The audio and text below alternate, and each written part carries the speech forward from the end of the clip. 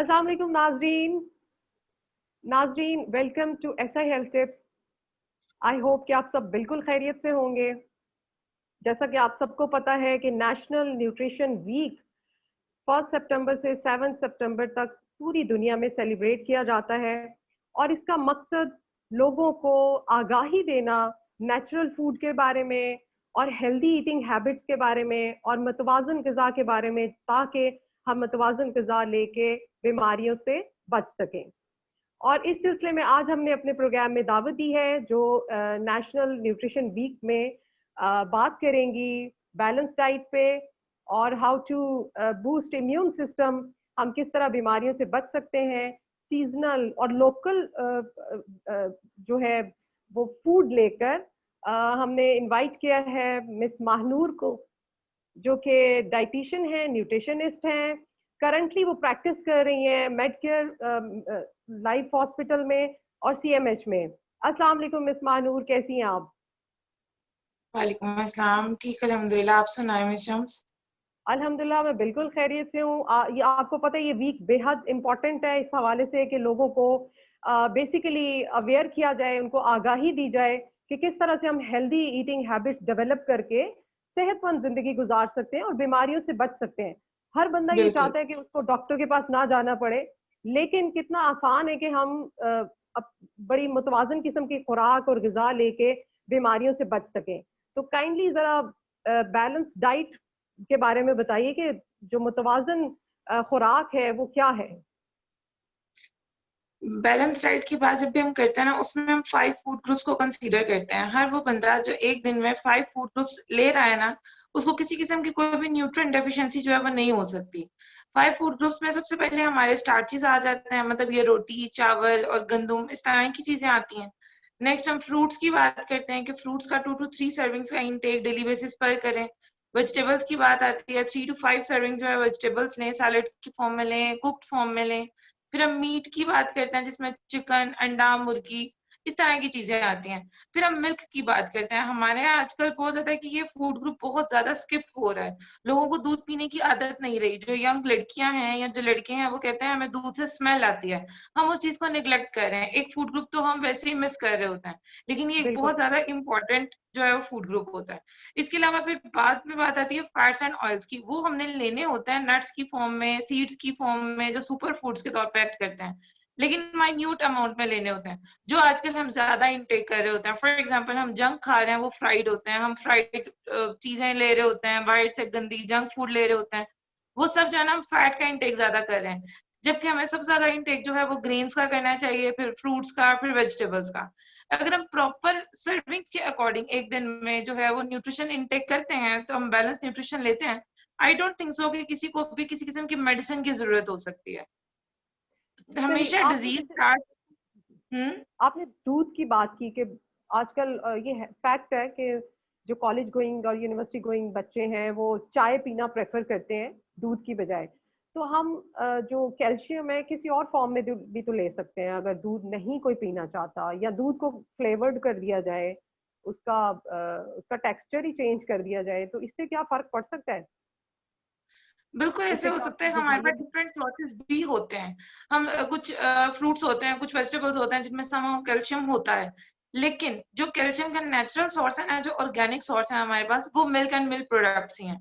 अगर कोई बच्चा ओके। दूध नहीं पी रहा, तो हम उसको कह सकते हैं कि आप चीज ले लें। चीज तो सबको पसंद होता है ना। अगर बिल्कुल। नॉर्मल अमाउंट में वो चीज इनटेक कर ले, तो वो भी कैल्शियम रिच होती है।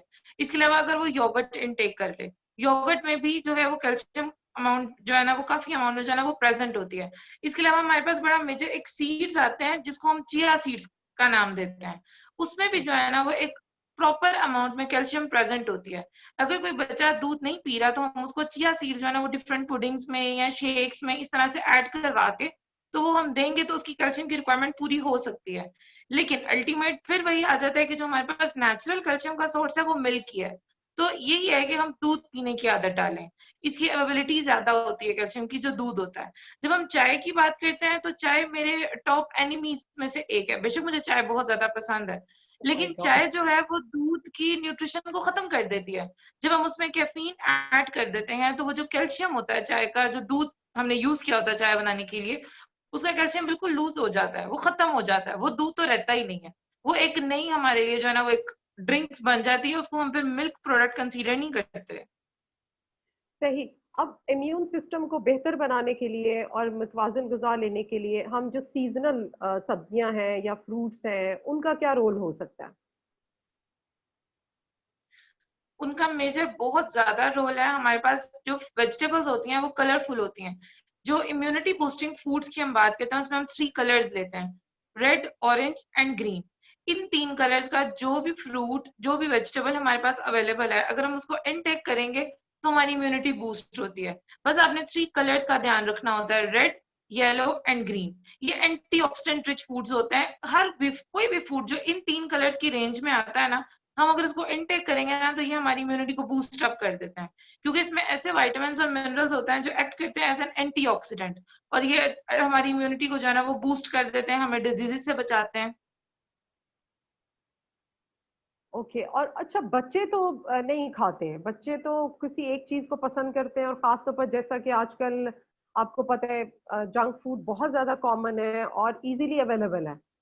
और उनको कैसे वैरायटी ऑफ फूड्स दिया जाए जो उनके लिए अट्रैक्टिव हो, और वो स्टीरियोटाइप जो मतलब माएँ घरों में बनाती हैं खाना वाना, उसको कैसे वो मॉडिफाई कर सकती हैं, उसको यानी थोड़ा सा तब्दील करके कैसे दिया जाना चाहिए? डिफरेंट मेथड्स होते हैं। अब तो इतनी ज्यादा मतलब वो कुकिंग की भी रेसिपीज यूट्यूब पर और इस तरह आई हुई हैं कि किस तरह से हम बच्चों को वेजिटेबल्स या इस तरह से इनटेक करवा सकते हैं। फॉर एग्जाम्पल, अगर एक बच्चा वो अंडा नहीं खा रहा है, अंडा आपको पता है एक बेसिक प्रोटीन है, 9 कंप्लीट अमाइनो एसिड्स उसके अंदर होता है, बच्चे के लिए अंडा बहुत ज्यादा जरूरी होता है।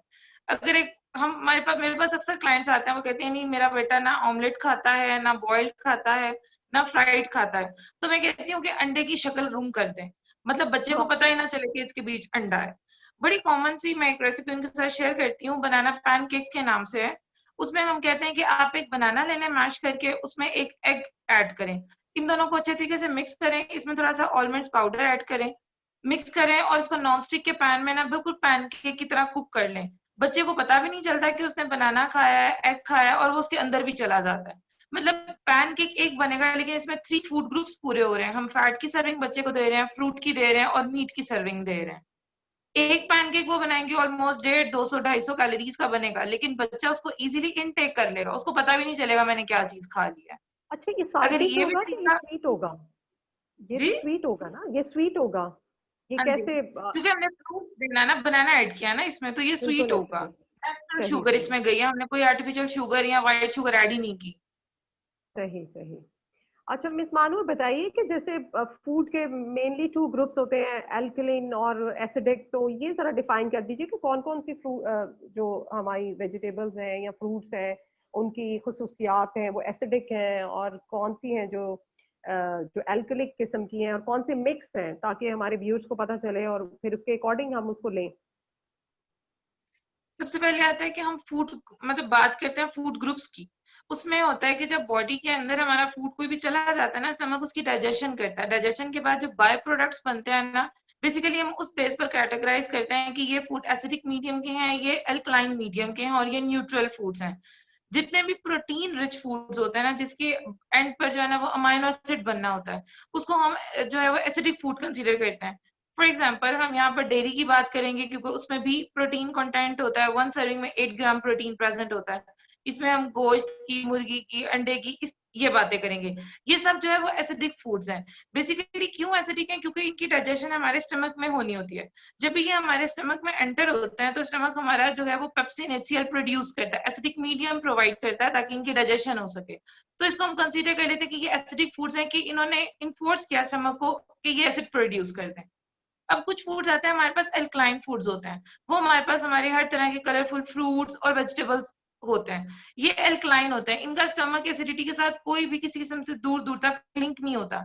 लेकिन ये ओके। इतने न्यूट्रिएंट डेंस होता है ना कि हमारे पूरी बॉडी की पीएच को, हमारे ब्लड की पीएच को जो है वो मेंटेन कर देते हैं।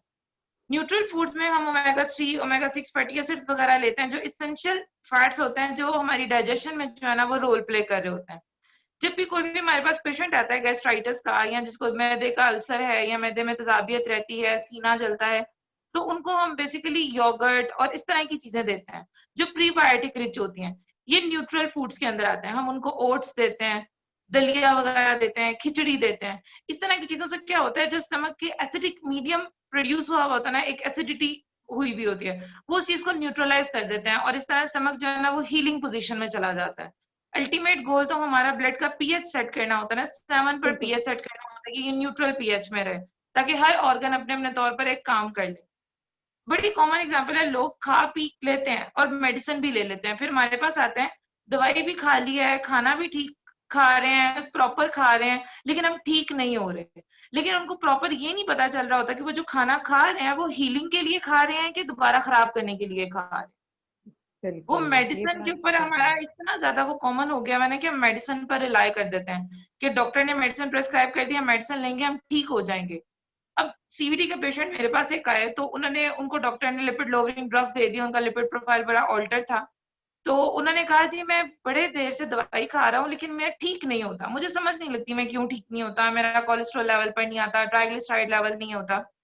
तो मैंने जब उनकी डाइटरी हिस्ट्री ली ना, तो उनका डाइटरी फैट इनटेक जो था वो लेवल था, मतलब हाई रेंज में फैट इनटेक कर रहे थे। अब आप खुद अंदाजा करें, एक तरफ आप लिपिड लोअरिंग ड्रग ले रहे हैं और एक तरफ आप फैट इनटेक कर रहे हैं, तो बॉडी बेचारी क्या करेगी? उसको तो क्या समझ ही करेगी? नहीं आ रही ना कि मैंने फैट अंदर लेके जाना है या फैट बाहर निकालना है या क्या करना है। बिल्कुल इसलिए बिल्कुल। जो है वो along with the medicine diet बहुत ज्यादा रोल प्ले कर रही होती है। कभी भी फूड हम खराब ले लें, फूड हम सैचुरेटेड ले रहे हैं और मेडिसिन भी खा रहे हैं, मेडिसिन कभी भी असर ही नहीं कर रही होती जब तक हमारा ब्लड का पीएच नॉर्मल नहीं होता, जब तक हमारा गट हेल्दी नहीं होता, जहां पर जाके मेडिसिन ने डिसॉल्व होकर अपने टारगेट साइड पर जाना होता है।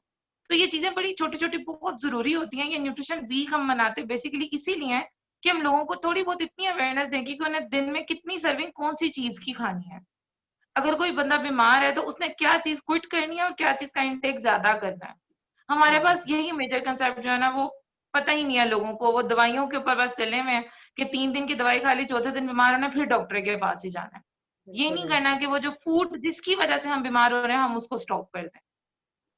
अच्छा, मुझे लास्ट में कुछ हेल्दी ड्रिंक्स बताइए, जैसे वेजिटेबल्स या फ्रूट्स को मिक्स करके, क्या ये बेहतर होता है जिससे इम्यून सिस्टम बेटर हो, या लिवर को क्लेंस करने के लिए कुछ ड्रिंक्स होते हैं? तो आप क्या सजेस्ट करेंगी इस सिलसिले में? काफी ज्यादा ड्रिंक्स हैं, एक जो मेजर मैं प्रेस्क्राइब करती हूँ जो लिवर के लिए भी अच्छी है, हमारे गट के लिए भी और स्किन के लिए बड़ी फ्रेश है, उसका नाम है A B C juice. A B C, okay. A for A apple. B C. हाँ जी, एबीसी जूस।